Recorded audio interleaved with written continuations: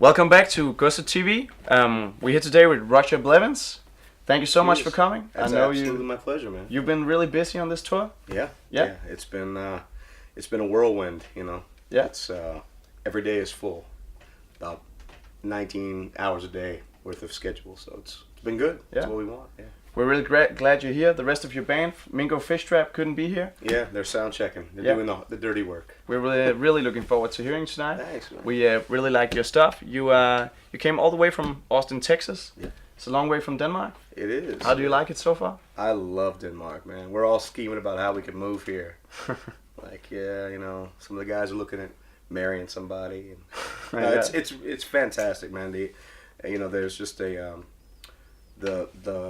standard is very high here.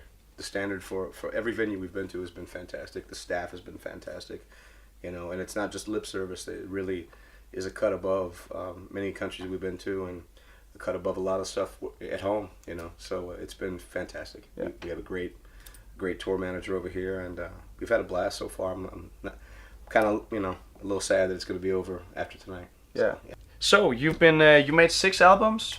Yeah, over the years. Yeah, you made your newest album in 2014? Yeah, we released it in 2014. We've got we're actually the songs we're touring on now. Half of them are new material that we're working on for the new record. So, oh, great! Yeah, a lot of new stuff, and I can't wait to get back in the studio and start getting some of it down. You have a lot of hits. You have like your songs "Movin'" and "On Time" has about 50,000 views on YouTube each. Yeah. Your song "Mason Jar" has 250,000 streams on Spotify. You can call that a hit, right? 250,000? I don't know. You know, it depends on. I mean, in the States, you know, no one would consider it a hit. But what we do is the niche of what we play. This, you know, soul music.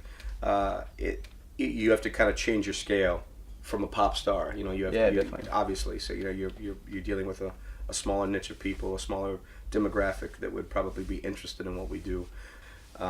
It's not necessarily a question of the number. It's a question of the quality of the connection. Because if you make that connection, then you've got it forever. You know, you've got that person forever, and that's important. All my favorite artists, I will buy every record. Like Stevie Wonder, I bet every record he's ever made. Now you say Stevie Wonder, that immediately I love him, but it also leads my mind to another guy named Stevie, because I know you're from Austin, Texas. Oh yeah. And yeah, you do this soul and R&B and a bit funky stuff. But I also noticed that like the guitars, you play the guitar, like I do, and you have another guitarist as well. No, I'm the only one. I'm the only one in the band. We've had some other guys. We had some guys on the record. Some of our friends play on the record who are far better guitarists than I am. But I'm the guy slinging up there on stage. Yeah. Because I thought about, you know, there's a lot of great like blues guitarists. You have a bit of like a bluesy taste in some of your stuff. Oh yeah. Like Stevie Ray Vaughan, Eric Johnson. Yeah. Do you find inspiration in that as well? Oh, absolutely. I went through a big Stevie Ray Vaughan phase when I was a teenager, and when he passed away, I was I lived in Texas at the time, and when he passed away, I was in primary school or secondary school, I guess, and it was really devastating. It's horrible, man. Yeah, it was. And what was funny in the States, every radio station, classical music, jazz, heavy metal stations, every one of them played Stevie Ray Vaughan. He's made a lot of good stuff. Yeah. So yeah. Yeah. But yeah, back to you guys. You built your own guitar, but you're not touring with it? No. It was, you know, and it's funny. I mean, I say I built it. I didn't actually carve the wood out. You know, you get these kits that kind of do some of the work for you. Yeah. But it took me like 4 or 5 months to finish this 335, you know, Gibson style guitar, and I put all the stuff that I wanted, you know, all the pickups and electronics, all the stuff. Yeah. But then, you know, you get done, and you're like, I got all these fly dates where we're gonna fly to Europe, or we're gonna, you know, and you don't know what the airline's gonna do. So I've got a trusty old Fender that could go through hell and back, and that's what I'm traveling with because it's easy. So. And I love playing a telly too. You know, that's what a lot of the old soul guys played. So it's a clean sound, and it's very versatile. But I do love the one I built. It's got a special connection because, you know, you physically brought it to life, so to speak. I saw your video, Movin', where you're in the studio, and it just seems like you're having such a great time. Like, I wish I was in that studio at that time. It was fun, man. Yeah, it was a fun time. That session, we were on the road and we took like 4 or 5 days off, and it was very isolated. You know, like in the States, there's a Starbucks on every friggin' corner, like everywhere. You know, there's distraction after distraction, and it can be cool, I guess. You know, you've got something to do, but it also can really slow things down. So this studio was in the middle of nowhere. I mean, there's nothing around, literally, not even a neighbor. It's like in the middle of a field, basically. So when you go there, you bring groceries. We had sacks of groceries loading into the kitchen, you know, and making sandwiches, you know. So it was very focused work, and it's not the only way to work, but it's cool to do that sometimes. It's kind of an old school approach to doing it, you know, doing everybody at once, live as much as possible, and yeah, it was fun, man. Yeah, it's so clear, like, to see that you really love what you do, and it definitely rubs off when you're like watching it. It was great. Thank you, man. One thing I thought of though, like you have an amazing voice, and you're so good at singing. And we'll see tonight. It's been 10 shows, so it's a bit rusty. You've been drinking a lot of tea. It's a little rough. I might sound a little bit like Joe Cocker tonight, so we'll see. It's good as well. It's all right. But I thought about though, like, there's this guy from St. Paul and the Broken Bones. Oh yeah. And he, I read something about that. He was like kind of a minister and like a preacher, and he didn't know that like singing was his thing. Right. And then just suddenly he found out, wow, this is what I want to do, and he made this band. Have you always known you want to be a singer? You know, not always. It's funny. I think when I was a kid, obviously I was around it because my father was playing, so I was around music, but I didn't know that that's what I wanted to do. And I was about to be 6 or 7 years old. My mother had remarried an Air Force pilot. Lived on an Air Force base in the States. And on a military base in the States, they have a single chapel, right? There's one church.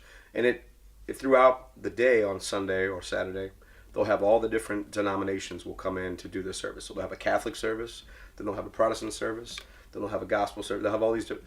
And so we were little kids, shorts, t-shirts, summertime, and we were passing by the chapel, and we heard this music that we had never heard coming from church before, little white kids. And so we went up to the door, and there was they call him the deacon. You know, he's kind of the door guy for church. And he's dressed to the nines. He's in, you know, big black dude. He's got, you know, 3-piece suit, and we're just ragged. We look ragged, and we're like, can we come in and listen? He said, if you're polite and you're quiet, you can go upstairs and you can listen to you know, the service from up there. And we did, and it was a gospel service, and it was. I can remember it like it was yesterday. You know, it was very kind of emotional, and left a lasting impression. And we went back, you know, week after week to check it out. And the music itself, but also the way that the whole congregation was part of the choir. The whole congregation was part of the music. You know, there was stomping. Sorry, I don't know. No, don't worry. But you know, that opened my eyes to a lot, because even though I was from Mississippi, I'd never really been to a you know, Southern gospel black church service. So at 6 years old, discovering that opened up my eyes to a lot of things, you know, both musical and social, and that was kind of where it started for me in terms of the love affair with music. And then a few years later, you know, when you're in primary school and you get to sing in choirs and you get to have that moment where you're part of something that's much bigger than yourself. You know, I'm 12 years old, and the first time you sing a chord with a choir and you hear this, you know, 40 kids singing this thing together, and you really key in and you make something that you couldn't do yourself. It's a big sound. Yeah, it required all of that, all of these people working in harmony, literally and figuratively in harmony, and to make this thing. And I think that's where it really hit me, that this has to be something in my life forever. You know, whether I do it professionally or not, who knows? But that was when it struck me. Yeah. We really hope you're gonna keep on doing it professional. It's been, I gotta say, we haven't had that many in our studio yet, but yeah, you've been so nice. It's been so great talking to you. It's my pleasure. I can't wait to see you tonight. Yeah. If you don't know what you're gonna listen to next, you should definitely hit up YouTube, listen to Movin', watch that video, feel the love. I bet it's gonna pass out through the screen, and yeah, it's been so good, man. Thanks you so much. Appreciate it. And yeah. Tune in another time. We're gonna have more amazing artists here on Ghost TV, and it's been great having you. Bye for now. Cheers.